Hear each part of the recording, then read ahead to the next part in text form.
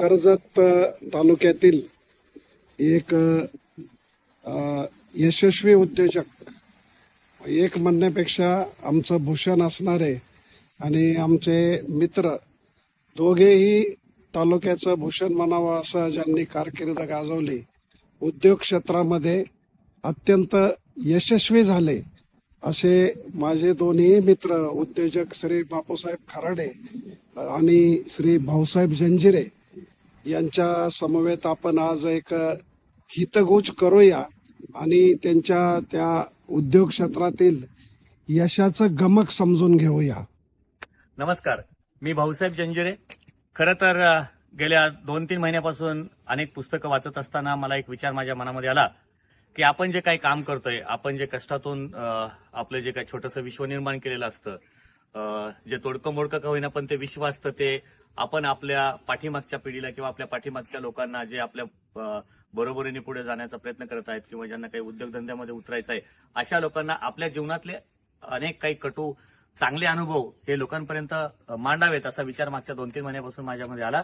ते विचार मांडताना मी असा विचार केला होता की मी स्वतःचे पण काही विचार मांडेल, स्वतःचेही अनुभव मी लोकांपर्यंत आणण्याचा प्रयत्न करेल आणि आपल्या अवतीभोवती जे काही लोक असतील त्या लोकांनीही ज्यांनी जसा आता बापूसाहेब खराडे जे आपले कर्जतचे जे उद्योजक आहेत त्यांनी ही शून्यातून विश्व निर्माण केले, अशा ज्या काही व्यक्ती आपल्या अवतीभोवती असतील त्यांना लोकांच्या समोर आपल्याला कसं आणता येईल. त्यानंतर आपल्या अवतीभोवती उद्योग क्षेत्रामध्ये ज्या नवीन टेक्नॉलॉजी असतील, नवीन प्रोडक्ट्स असतील, पेटंट करण्यासारख्या ज्या काही आयडियाज असतील, अशा सगळ्या आयडियाज ह्या तरुण पिढीच्या समोर कशा पद्धतीने आपल्याला मांडता येईल याच्यावरती मी विचार करत होतो आणि त्या विचाराचं रूपांतर कृतीमध्ये करण्याची वेळ आजच आली आणि त्याचं निमित्त आम्ही असं साधलं की आज आपण सर्वजण कर्जतकर आपले जे उद्योजक बापूसाहेब खराडे आहेत त्यांना त्यांच्या 61व्या वाढदिवसाच्या निमित्ताने शुभेच्छा देऊया आणि त्यांच्या त्या वाढदिवसाच्या निमित्तानेच हा प्रकल्प मी चालू करण्याचं मी ठरवलं आणि आज मी त्यांच्या समवेत आहे. आज मी त्यांच्याशी हितगुज करत असताना ते कसे घडले, कर्जतसारख्या दुष्काळी भागात, त्या काळच्या दुष्काळी भागातून ते कसे पुढे आले आणि अशा अनेक वेगवेगळ्या प्रश्नांवरती मी त्या प्रश्न त्यांना विचारून त्यांना बोलकं करणार आहे आणि त्यांचे विचार आपल्या कर्जत आणि आसपासच्या परिसरातील नव्हे तर महाराष्ट्रातील सर्वसामान्य मराठी माणसाच्या समोर मांडण्याचा प्रयत्न आम्ही या छोट्याशा व्हिडिओमधून करणार आहोत. साहेब नमस्कार.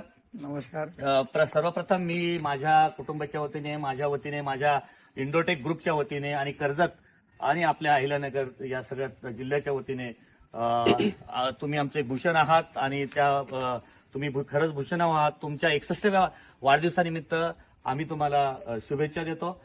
तुमची उत्तरोत्तर प्रगती हो असं ईश्वरचरणी मी प्रार्थना करतो.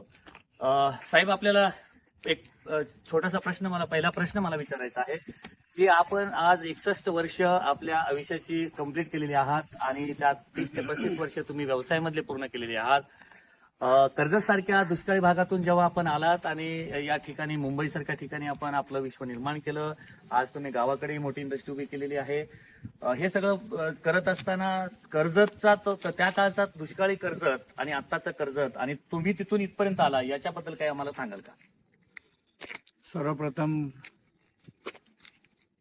मी आभारी आहे की तुम्ही असं काहीतरी उपक्रम राबवतायत, त्याबद्दल तुमचा मी आभारी. कारण ह्या गोष्टीबद्दल माझी सहमती अशी आहे की मी ज्या ग्रामीण भागातून आलो त्याबद्दलची आपुलकी आणि त्याबद्दलचा स्नेह आजही माझ्या मनात कायम आहे आणि ही भावना तुम्ही व्यक्त केली की आमच्या ग्रामीण भागाच्या मुलापर्यंत हा व्हिडिओ पोहोचवा किंवा जे काय उपक्रम तुमचा पोहोचवा, त्याबद्दल खूप आभारी.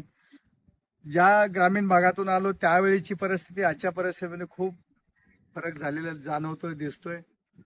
मी ग्रामीण भागातून आलो त्यावेळेस जगण्याची धडपड, जीवनाची धडपड ही खूप मोठी होती. शिक्षण जमतेम, नोकरी मिळत नव्हती. त्यावेळेस नोकरी मिळत नसताना जी काय कठीण परिस्थितीला सामना करत होतो ते थोडंसं अनुभव करून मी तुम्हाला करतो. शिक्षण जेमतेम असल्यामुळे नोकरी मिळाली नाही म्हणून कुठेतरी छोट्या वर्कशॉप, छोट्या कंपनीमध्ये नोकरी मिळत असताना जेमतेम पैसे असायचे. जेमतेम पैशामुळं घर चालवणं कठीण व्हायचं. त्यामुळं कुठेतरी असं वाटायचं की बाबा आपण काहीतरी उद्योग धंद्यामध्ये यावं, उद्योग क्षेत्रामध्ये यावं, पण भांडवल नव्हतं. भांडवला अभावी काही करता येत नव्हतं, पण जिद्द, कसोटी, सचोटी, आर्थिक परिस्थिती. येस, याच अनुषंगाने आपल्याला पुढचा प्रश्न मी विचारतो आहे की आता आपल्या भागामध्ये किंवा आपल्या महाराष्ट्रामध्ये असे काही मराठी मुलं आहेत, यंगस्टर्स आहेत, ज्यांना सरकारी नोकरी मिळत नाही किंवा ज्यांना कुठली खाजगी नोकरी मिळत नाही किंवा त्यांना नोकरी करण्याची इच्छा नसते, पण त्यांना काहीतरी व्यवसाय करायची इच्छा असते. परंतु अनेक वेळा व्यवसायामध्ये उतरत असताना ते लोक विचार करतात की मला पैसा कुठून मिळेल, मला आर्थिक पाठबळ नाहीये, माझं कुटुंब हे कुटुंबाची जी बॅकग्राऊंड आहे ती मला उद्योगामध्ये उतरण्यासाठी योग्य नाहीये, किंवा मी व्यवसाय कुठला करावा, मी काय करावं, अशा गोंधळामध्ये ती मुलं असतात. अशा सगळ्या मुलांना तुम्ही एक आयटीआय होल्डर, एक आयटीआय झालेले विद्यार्थी त्यावेळी, आता भरपूर तुमच्याकडे प्रचंड नॉलेज आहे, टेक्नॉलॉजीज आहेत, इंटरनॅशनल लेवलचं तुमच्याकडे ज्ञान आहे, परंतु त्यावेळेचे बापू साहेब खराडे आणि आत्ताची ही जी मुलं आहेत यांना तुम्ही काय सल्ला द्याल की तुम्ही एक्झॅक्टली कसं तुम्ही धाडस केलं आणि हे मुलांनी कसं धाडस करावं?